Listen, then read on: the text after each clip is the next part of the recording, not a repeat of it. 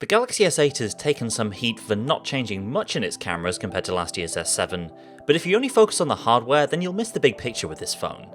The S8's camera has a ton of software features, plus new image processing chops thanks to Samsung's multi-frame photography. Bottom line, there's a lot you can do with this camera, but it's easy to miss some of these software features if you don't know where to look. That's why we're here to give you a rundown of everything you can do with the Samsung Galaxy S8 camera. Take a second, hit that subscribe button to stay up to date with everything we do, and I'll jump right in.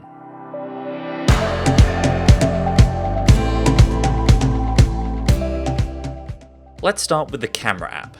There are lots of different ways to get to it, either start it up directly from the home screen, swipe up from the lock screen shortcut, or double tap on the power key to launch it at any time, even when the screen's off. Quick aside, what's actually neat with this camera app is you can use it in multi-window or pop-up mode too. So either split the screen between the camera and another app, or have it bouncing around in its own little window. It's actually a little bit clunky to be poking around this tiny viewfinder, but the full app still works, and that's pretty impressive. The camera app layout should be pretty familiar by now. Swipe up or down to switch between the 12MP f1.7 rear camera and the newfangled auto-focusing 8MP selfie cam. Shutter keys for photo and video on the right, shortcut keys over on the left for settings, flash and HDR. Most of the time you'll want to leave flash off unless you're shooting in really dark indoor conditions. And unless you're going for a specific look in your photos, it's best to leave HDR on auto as well. It'll kick in when it's needed in high contrast situations. And of course you can tap on the screen anywhere to focus, adjust your exposure up or down in the slider that appears, and there's finally an easier way to zoom in and out now, just swipe up or down on that shutter key.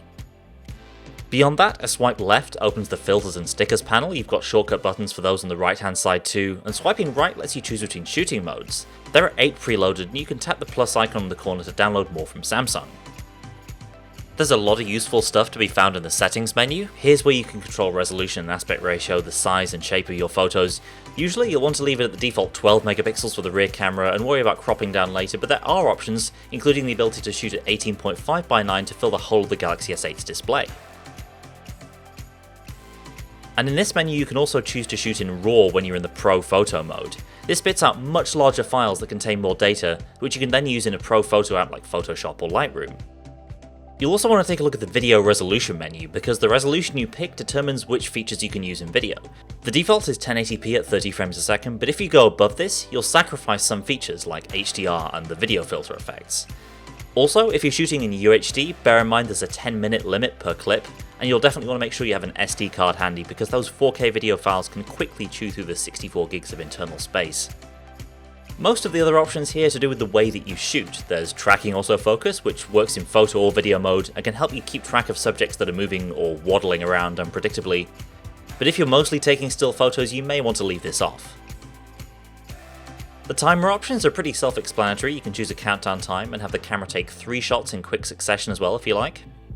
And there are a lot of other ways to take photos too, if reaching and hitting the shutter button isn't convenient. There are options to let you tap anywhere on the screen to take a photo, raise your palm when taking a selfie, or tap the heart rate sensor, which is actually kinda tricky because you can't really feel where it is. What's also really handy is this floating shutter button option, which gives you a second shutter key which you can drag around the place. Really useful if for whatever reason the normal shutter key is out of reach. Voice controls are also useful. A whole bunch of things here. You can shout at the camera to take pictures, and you can even record video starting with your voice as well. Shoot! Record video. Aside from the obvious, you also get some neat video options. Video stabilization sacrifices a bit of clarity to give you smoother moving footage. It's worth remembering we're talking about software stabilization here, which works on top of the built-in optical image stabilization that's in the camera's hardware to begin with. And there's also a motion shot, kind of a basic version of the iPhone's Live Photos feature, which takes a short video at the same time that you're taking a photo.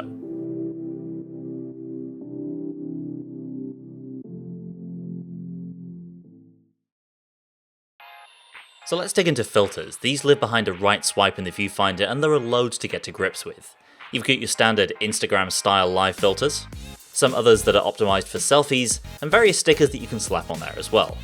And yeah, Snapchat-style animal masks that work with either the front or rear camera and can tag up to 3 people at once. Aside from all that, there's also a skin tone filter, because obviously you have to have perfect skin behind that puppy dog or baby seal filter, and by combining all these you can come up with some pretty wild combinations. There's also a handy shortcut to Bixby Vision down there in the bottom right corner, and if you've watched any of our other GS8 videos, you'll know that it's not the greatest or most reliable feature out there right now. In theory, you can use it to identify landmarks, products, creatures, flowers, and wine, among other things. You can view more things that look like the thing that you're currently looking at through the magic of Pinterest, or go shopping on Amazon. Bixby Vision is neat to play around with, and on occasion you'll be pleasantly surprised. But it's a long way off being generally useful in any way, at least for now. For whatever it's worth, all these Bixby features can also be accessed directly through the Gallery app if you find an image and just tap on the shortcut button. The Galaxy S8 has no shortage of shooting modes, some staple features alongside other more creative modes. There's Pro Mode, which gives you full control of absolutely everything, and if you've enabled it in settings, you can record in RAW as well. Word of warning though, generally you'll only want to use Pro Mode if you really have the time to set up a perfect shot, or if you've got a tripod to keep things steady. The full loadout of features includes everything you get from a professional camera, sliders for exposure, white balance, focus, including a handy focus peaking feature, color tone, shutter speed, and ISO. And depending on which settings you select, you can also play around with metering and autofocus areas. And that's all well and good, but the fact is the Galaxy S8's camera is so good on full auto that most people just won't need to go anywhere near Pro Mode. Plus, if you're considering Pro Mode for night shots, bear in mind that you'll lose much of the GS8's multi-frame processing trickery when you switch to manual, so even if the settings are the same, a Pro Mode shot might actually end up looking worse. That said, you can get some very cool effects if you take the time. Everyone loves a good food shot, right? And food mode on the GS8 gives you an adjustable circular frame that you can place around whatever's on your plate, and enhances the contrast of whatever you're about to devour. Anything outside the frame will be artistically blurred, ensuring the best possible photos of your favourite grub. And when it's time to walk off that pizza, Panorama Mode is fantastic at capturing landscapes. It works much as you'd expect, either in portrait or landscape orientation. I actually prefer to capture in portrait because it gets you more vertical detail in the shot. By default, the Galaxy S8 captures motion panoramas. That's this neat feature where, as well as spitting out a still image, the camera captures a moving video as it goes, and it lets you scroll through this to see a live slice of your panorama at any time. And on a related note, while it's not quite true panorama, wide selfie mode lets you fit in more friends, scenery, or both by stitching together 3 images shot at once. The virtual shot mode takes the same concept and flips it inside out. The idea here is to take a circular pan around an object or a person, which you can then play back by swiping or tilting your phone. It's not the easiest thing to share, and there can be a lot of legwork involved in capturing it, but you'll be impressed with the results. Selective Focus is mostly a holdover from earlier Galaxy phones, and it lets you refocus photos on the fly. It's not as advanced as other focus adjustment features that we've seen from the likes of Huawei, but it does let you take a few burst captures and then decide whether you want to focus on the foreground or the background, or both. Here's the thing though, do you really need fake software bokeh in a phone with an f1.7 lens? Most of the time, the answer is a resounding no. Next up, Slo-Mo. With only 720p resolution and 240 frames per second supported, the Galaxy S8 Slo-Mo mode is kind of old news, but it still works well enough. You can't zoom in at all, and fancy features like filters and masks aren't supported, but whatever you capture can then be edited into a clip contrasting both standard and slow-mo footage. Hyperlapse is a bit more interesting though. It's basically the reverse of slow-mo, allowing you to shoot handheld stabilized time lapses. It works really well if you've got a tripod and an interesting scene, but even everyday journeys look pretty cool when passed through Hyperlapse's software magic. There are some extra shooting modes from Samsung's Galaxy App Store as well, things you may remember from earlier Samsung phones, many of which have been superseded by other apps. There's a dedicated GIF camera, or GIF camera, or however you want to pronounce it, if that's your thing. Also a dual camera mode for shooting with both the front and rear cameras at the same time.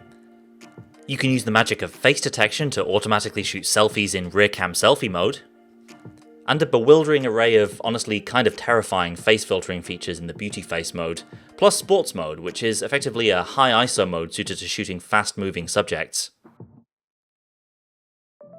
Between all of those features, you've got a massive number of options when it comes to photography and even videography on your Galaxy S8. You can get as involved and technical as you want, or as moody, digitally enhanced and animal filtered as you please. The rest of the time, in full auto, the Galaxy S8 is almost guaranteed to take great photos whatever the situation. The only real quirk I've noticed with this camera is a holdover from earlier Samsung phones. It leans towards overexposing night shots sometimes, so for a truer representation of darker scenes you may want to tap to focus on a brighter point, or nudge the exposure down just a little bit.